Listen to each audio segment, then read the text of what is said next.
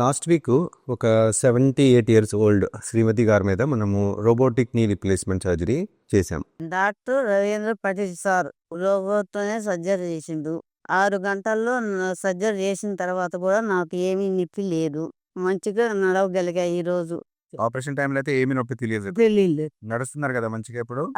Surgery తర్వాత వాళ్ళ family వాళ్ళతో డిస్కస్ చేసినప్పుడు, సర్జరీ టైంలో మనం రికార్డ్ చేసిన వీడియోస్ అని చూపిస్తున్నప్పుడు ఒక రిలేటివ్ ఒక సింపుల్ క్వశ్చన్ అడిగారు. సార్, ఇక్కడ మీ హ్యూమన్ ఇంటర్వెన్షన్ కూడా ఉంది కదా సర్జరీలో, ఓన్లీ రోబోనే సర్జరీ చేయట్లేదు, హ్యూమన్ ఇంటర్వెన్షన్ కొద్ది మీరు పట్టుకొస్తున్నారు కదా సార్ అని ఒక డౌట్, వెరీ స్టాండర్డ్ ఉన్న డౌట్ అడిగారు. ఇది ఒక కామన్ మిస్కన్సెప్షన్, ఇది కామన్ డౌట్ చాలా పేషెంట్స్కి, చాలా పబ్లిక్లో ఏమి ఉందంటే రోబోనే మొత్తం సర్జరీ చేస్తుంది, డాక్టర్స్ ఏమీ చెయ్యరు. ఇది it's a very common misconception. ఇది ఒక పెద్ద అపోహం.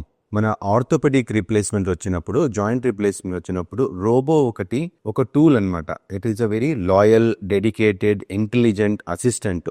రోబోటిక్ అసిస్టెడ్ సర్జరీ అంటాం దీన్ని, కానీ రోబోటిక్ సర్జరీ అని మొత్తం పేరు కాదు. దీంట్లో సర్జన్ విల్ డిసైడ్, సర్జరీ మొత్తం plan will be done by the surgeon.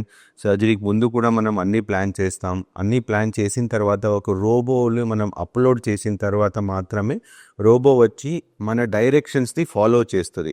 So దీంట్లో మనం అడ్వాంటేజెస్ ఏమేమంటే, ఒక ప్రిసైజ్ కట్ అవుతుంది, అక్యురసీ ఇంప్రూవ్ అవుతుంది, మనం సాఫ్ట్ టిష్యూని ఎక్కువ రిలీజ్ చేయకుండా సర్జరీ చేయగలుగుతాము. సో రోబో మనం మొత్తం సర్జరీ చేయదు. Robo does a part of the surgery where మనం బోన్స్ కట్స్ కానీ, సాఫ్ట్ టిష్యూ రిలీజ్ కానీ దీంట్లో చాలా హెల్ప్ చేస్తుంది. ప్రిసిజన్ అండ్ అక్యురసీ ఇంప్రూవ్ చేస్తుంది. రోబో ఇండిపెండెంట్గా సర్జరీ చేయదు, రోబో అసిస్టెడ్. మన సర్జన్ విత్ హిజ్ ఎక్స్పీరియన్స్ ఏ పేషెంట్స్లో ఎంత కట్ చేయాలి, ఎంత రిలీజ్ చేయాలి దాన్ని డిసైడ్ చేసిన తర్వాత రోబోకి ఆర్డర్స్ ఇచ్చిన తర్వాత మాత్రమే రోబో వెళ్ళి ఆ ఆర్డర్ని ఎగ్జిక్యూట్ చేస్తుంది. Robo will not do the surgery independently. So robo is a very intelligent and a loyal assistant. Thank you.